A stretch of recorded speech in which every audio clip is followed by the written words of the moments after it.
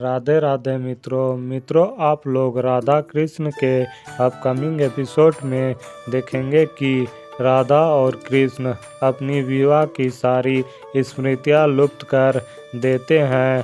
तो बलराम कहता है, परंतु ऐसा किया क्यों तुम दोनों ने? तो राधा कहती है, नियति दाऊ संसार के ये बात नहीं जानता है कि विधि का विधान हमसे तो नहीं छिपा है, ना केवल हमारा धर्म है अपितु कर्तव्य भी है। रचयिता की रचना के अनुसार चलना चाहिए, हमें तो ये करना ही था। तत्पश्चात कोई भी मूल्य क्यों ना चुकाना पड़े। तो बलराम कहता है, तो क्या अब आगे क्या करना है? तो कृष्ण कहता है, आगे का मार्ग नियति ही प्रशस्त करेगी, अर्थात मेरे और राधा के विवाह का ये प्रसंग सबके मन मिट चुका है। तब भी हमें सबको साथ लेकर विष्णु मंदिर जाना होगा। नियति की यही मांग है, तो शीघ्र अति शीघ्र जाइए और सबको सूचित कीजिए कि हम सभी को विष्णु के मंदिर के लिए प्रस्थान करना होगा। तो बलराम कृष्ण से कहता है, किंतु मैं जाकर उनसे कहूँगा क्या? मैं उनसे क्या कहूँगा कि क्यों चलना है विष्णु मंदिर, क्योंकि किसी को तो कुछ स्मरण ही नहीं है। फिर आप लोग आगे देखेंगे कि मथुरा कंस कहता है, अब तक अघासुर का कोई समाचार क्यों नहीं आया है? तो प्राप्ति कहती है, धैर्य रखिए महाराज, शुभ समाचार अवश्य प्राप्त होगा। कदाचित आपके कहे अनुसार अघासुर उस कृष्ण का वध करने के लिए उचित समय का प्रतीक्षा कर रहा होगा। तो कंस कहता है, और कितनी प्रतीक्षा करूं मैं? तभी अघासुर भी अक्रूर आता है और कहता है, एक शुभ समाचार है। जो समय की प्रतीक्षा थी वो समय अब आ गई है। अभी अभी हमारे 2 सैनिक ने वृंदावन से एक समाचार भिजवाया है।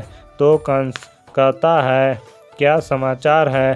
तो अक्रूर कहता है, बलराम ने पूरे गांव को एकत्रित किया है किसी विशेष सूचना की घोषणा करने के लिए। फिर आप लोग को फ्लैशबैक में दिखाया जाएगा कि बलराम सभी गांव वालों से विनती करता है कि कृपया करके हमारे परिवार वालों के साथ गांव के बाहर वाले विष्णु मंदिर चलिए। तो गांव के लोग कहते हैं, विष्णु मंदिर पर क्यों बलराम? तो बलराम कहता है, वो बात ऐसी है कि कल रात्रि कान्हा ने एक स्वप्न देखा। उस स्वप्न ने उसने देखा कि यदि हम विष्णु दर्शन के लिए उस मंदिर में नहीं गए तो नारायण हम सभी से नाराज हो सकते हैं। तो गांव वाले कहते हैं, यदि ऐसी बात है तो अवश्य चलेंगे हम सभी तुम्हारे साथ। फिर आप लोग आगे देखेंगे कि अक्रूर कंस से कहता है, हमारे सैनिक किसी भी क्षण शुभ समाचार लेकर अघासुर के पास पहुंचते ही होंगे। तो कंस कहता है, कितनी बड़ा मूर्ख है मेरा प्रिय भांजा, अपनी मृत्यु की मुख में जा रहा है। अघासुर उसे जीवित ही निगल जाएगा। फिर सभी लोग विष्णु के मंदिर की ओर आगे बढ़ने लगते हैं। तो यशोदा कहती है, क्यों रे कान्हा, इस मंदिर में आज ही आना जरूरी था क्या? तो बलराम कहता है, अब क्या करे मैया, आपके कान्हा ने तो स्वप्न कल रात्रि में ही देखा है, तो मंदिर तो अब आज ही जाना होगा।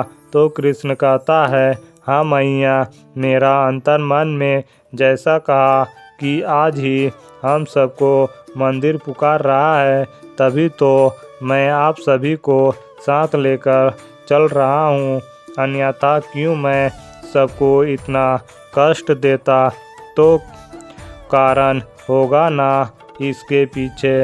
फिर आप लोग आगे देखेंगे कि अघासुर कृष्ण का प्रतीक्षा कर रहा होता है और कहता है, आओ कृष्ण, मैं तुम्हारा ही प्रतीक्षा कर रहा हूँ। फिर आप लोग आगे देखेंगे कि अस्थि सोच में रहती है कि अघासुर का संकट श्री कृष्ण और वृंदावन के वासियों के ऊपर से टल गया होगा कि नहीं प्रभु। तो कंस कहता है, अस्थि किस विचारों ने घेरा रखा है तुम्हें? तो अस्थि कहती है कि मैं केवल ये विचार कर रहा हूँ कि भोजन में कोई त्रुटि तो नहीं है। तो कंस हंसते हुए कहता है, अस्थि आज मुझे अपनी भोजन की नहीं अपितु किसी और की भोजन की अधिक चिंता है। तो अस्थि कहती है, क्षमा कीजिए महाराज, किंतु मैं कुछ समझी नहीं।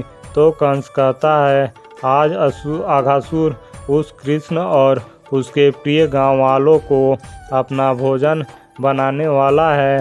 तभी प्राप्ति और अक्रूर वहाँ आता है। तो कंस कहता है, अभी अभी मैं अघासुर का बात कर रहा था कि तुम आ गए, बताओ क्या समाचार लेकर आए हो? तो अक्रूर कहता है, कृष्ण और सभी वृंदावनवासी विष्णु मंदिर के लिए प्रस्थान कर चुके हैं।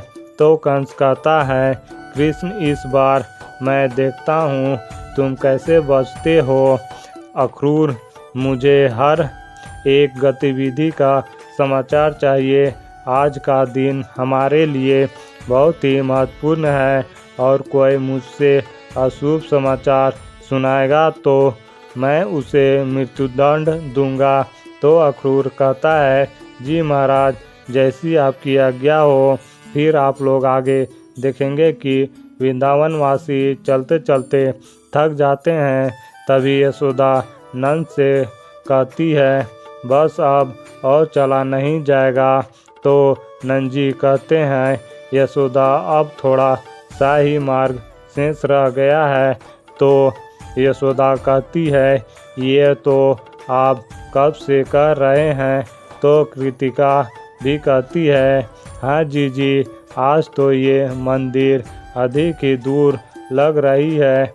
इधर अघासुर कहता है, आओ कृष्ण, बस कुछ क्षणों की बात है, उसके बाद मैं तुम्हें खाकर भूख मिटा लूँगा और अपना प्रतिशोध भी ले लूँगा। तो मित्रों, इस वीडियो में इतना ही। मित्रों, आगे और भी बहुत कुछ देखने को मिलेगा आप सभी को। तो मित्रों, जल्द मिलता हूँ और एक नई वीडियो के साथ। तब तक के लिए राधे राधे।